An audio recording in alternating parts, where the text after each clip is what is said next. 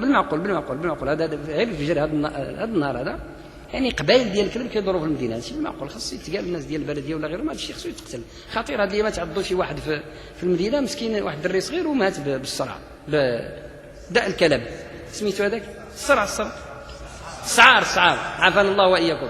داء السعار. خطير هذا الشيء. فشيء طبيعي خفيف دوز حدا احماق هذاك. لا ما خصكش تدوز حدا.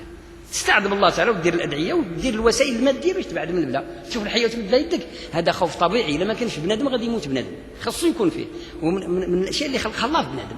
ولذلك الحرب فيها الكر والفر، كتضرب وتهرب. علاش كتهرب؟ خايف تجي فيك الضربه. فاذا هذا وضع طبيعي. لكن الى تحول لوسواس يشوف الشريط ويتخلع، هذه فوبيا. هذا مرض نفسي خصو يتعالج عند الطبيب ديال الامراض النفسيه والسلوكيه. صافي، هذا ما عندوش علاقه بالشرك نهائيا.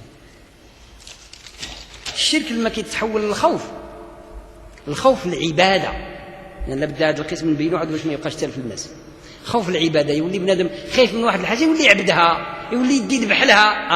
اذا هذا ما بقاش خوف العاده، هذا فات الخوف المرضي وخوف العاده، هذا ولا خوف العباده. هذا الشرك الاكبر براسه. ان الله لا يغفر ان يشرك به ويغفر ما دون ذلك لمن يشاء. ما عندهم الحق ما يصلوش وراك يا اخي الكريم.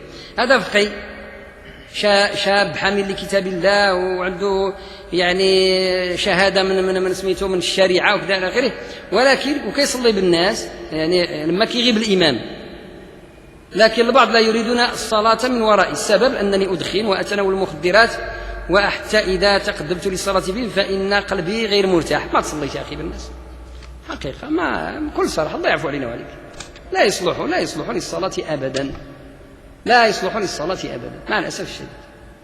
يعني إلى ما لقاو حتى واحد كاع اللي قارئ حتى قل هو الله أحد عاد تجي أنت تصلي بالناس، واخا حافظ القرآن عن ظهر قلب باش ما بغيت. واحد حافظ قل هو الله أحد أفضل منك في هذه اللحظة.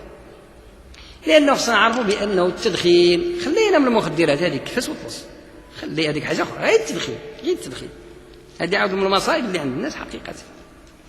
التدخين من ابتلاه الله بهذه البليه ديال التدخين لقد حكم على نفسه وحكم على راسه باش عمر الملائكه ديال الذكر تمشى معه. ملائكه ما يدوروش به نهائيا، كيمشيو معاه الكتبه اللي يكتبوا القرو، كل جبده كيكتبوها له. اما الملائكه ديال الذكر وديال الحفظ ما كيدوروش به نهائيا. غير محفوظ، غير موجه، غير مسدد، غير مؤيد. لان ملائكه الذكر وملائكة التوجيه ديال الخير، يعني بلاد كيتوجه بحال ذاك الملك اللي كيكون في باب الدار الصباح كتخرج إلى ذكرت الله تعالى دار الدعاء الخروج كيتبعك، كيبقى يسددك، بغيت تغلط كينباك، كتسمى الخواطر الرحمانية. هذوك ما يضروش بك نهائيا. السبب ما كيحملوش الريحة الخايبة، ما يحملوهاش، ما يقبلوهاش نهائيا. تصور أن ريحة الثوم ما كيقبلوهاش، واش تقول القرو؟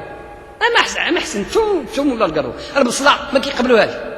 فإن الملائكة في الحديث الصحيح تتأذى مما يتأذى منه بنو آدم. سيدنا محمد عليه الصلاة والسلام لما نهى الصحابة عن تناول الثوم والبصل والكراث، الثوم والبصلة والكراث، الثوم هو الثوم والبصلة هي البصلة، وذاك الكراث وحلت لي فيه شحال وانا نقلب عليه، يعني اختلفوا عليا الناس. شي قال لي برو، شي قال لي سميتو ذاك الاخر الفجل. مرة قلت الناس الفجل، مرة قلت البرو، ما بقيت كنقول له الكراث والنوض بحالي برو عليه. على كل حال ما عندنا غرض، لا يؤخذ بالقياس.